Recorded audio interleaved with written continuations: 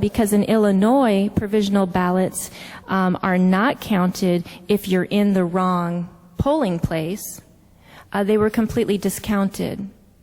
We also know that in Indiana, in this last primary, in 2004, that the identification requirement was confused by poll workers, and signs in East Chicago, Indiana, that said no ID, no vote, prevented individuals from voting and exercising their right to vote at the primary. Another misunderstanding of the identification provision of the Help America Vote Act. And in Indiana, unlike other states, identification is not required to cast a vote. So, these are impediments, and some of the impediments, we believe, because of the rise in our immigrant population, has caused this fear. And I think I'm the only one here to say today, in a post-9/11 world, what we've seen is a lot of the fear that has been instilled in the name of terrorism, and like in the election in 2000 in Florida, one of the things that had run rapid was this myth of voter fraud, that there was going to be all of this voter fraud that was going to take place in Florida. And that's largely what we've seen in some of the southeast states that is having a chilling effect on Latino voters. And that's not even to speak to the immigrant population in and of itself. And one of the things that we've worked on doing in the Southeast is try to think of ways and try to promote ways in which individuals who are not U.S. citizens can have the ability to influence decisions that they need to go about living their daily lives. Basic services. We're not even talking about the ability to vote for a candidate, but the ability to influence whether or not, for example, they receive a driver's license. The ability, for example, to determine whether or not their children will receive the proper education that they need in their schools, that they will receive what's required through ESOL classes. So one of the important components that we've been working on is just educating through one of our parent empowerment programs, educating the immigrant population about the decision-making bodies and making them aware of how to access decision-making bodies. And that's not even to mention some of the alternatives that I know many groups have grappled over within our community regarding non-citizen voting. But it is a discussion that we all need to engage in as our population exponentially grows in the Southeast, in the Midwest. These are things that we need to think about, and we need to address political empowerment and the way we perceive political empowerment and how it fits the needs of our Latino community today. Thank you very much. We have time for questions and discussion. I do want to say, too, that Willie Velasquez was very important in my life. I had an opportunity to meet him and work with him over the years in 1969 with a colleague, Graciela Olivares and Julian Zamora, professor I went to study with at Notre Dame. What characterized Willie for me at that time was, and ever since that time, has been his visionary leadership and pragmatic and very astute in terms of the way he looked at politics. Many of us who came out of the 60s were rejecting, kind of, if you will, mainstream politics, and Willie was saying, no, we've got to get in there, and we have to be part of the process. And that was not an easy thing for him to say to a lot of people who didn't want to listen. So he did pick up on some things and stepped out of the box and moved forward in terms of being a leader and asking us to do something that we were rejecting. Today, there's a lot of effort now in a multiplicity of ways to break out of the old mold and to form a new politics. And we know that the political agenda is changing in some ways because our community is changing in terms of the voting behavior. We're no longer in one party.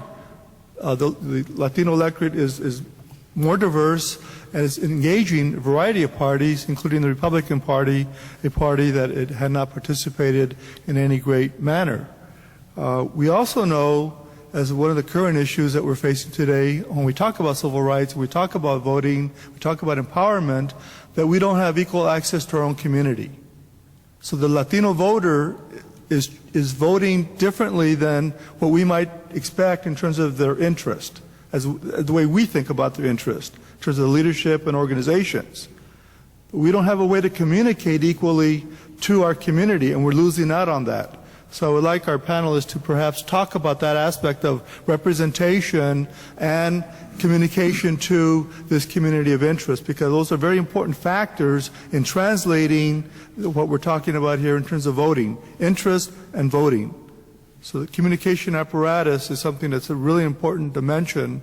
I know as executive producer and founding executive producer for Latino USA, that went back into the early 1990s, and one of the ways that we tried to set up a program was to really have a national communication vehicle that would address Latino issues, again, in a nonpartisan and a kind of a very objective way through NPR.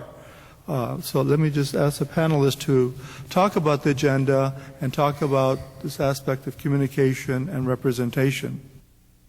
Well, let me just start with the, you mentioned the program that on NPR, and there are several others that address the Latino community. The word Latino and the word Hispanic are very, the way we use them today, are very important. And it gives us sort of a sense of a history of our organizations and why there's a disconnect still among organizations, why there's a disconnect between the national level and the local level that Myria mentioned.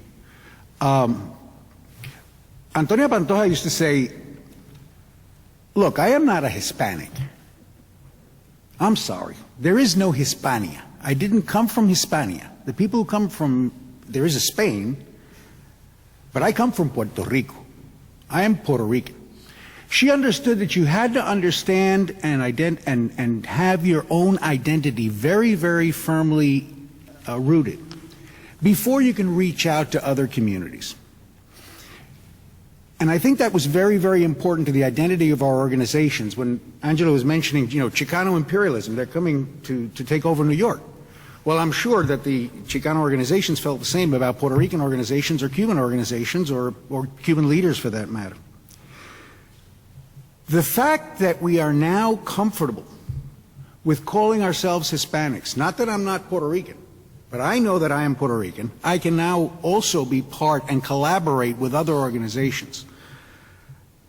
That, I think, is a state where we're at. And I mentioned before our organizational state. I think we're at the brink, at least at the national level, of a major breakthrough in terms of our organization. There's still a lot of work. There's still a lot of disconnect between local organizations and national organizations, I agree. Not listening to the community. There's still a lot of local organizing to do. But I think that we're at the point now where we can really come together, not only around these issues, but as Hispanics. And a lot of it, of course, is we're being defined as Hispanics. The second point that I wanted to make is where are we going? What is our strategy? What should we do? Well, of course, we have to continue to develop our organizations and develop the coalitions that we have.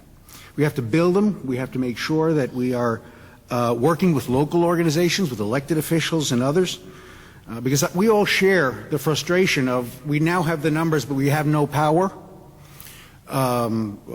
Mainly political power is what most people refer to, and I think that's probably a mistake as well. I think it's probably more important to have the economic power than it is to have the political power.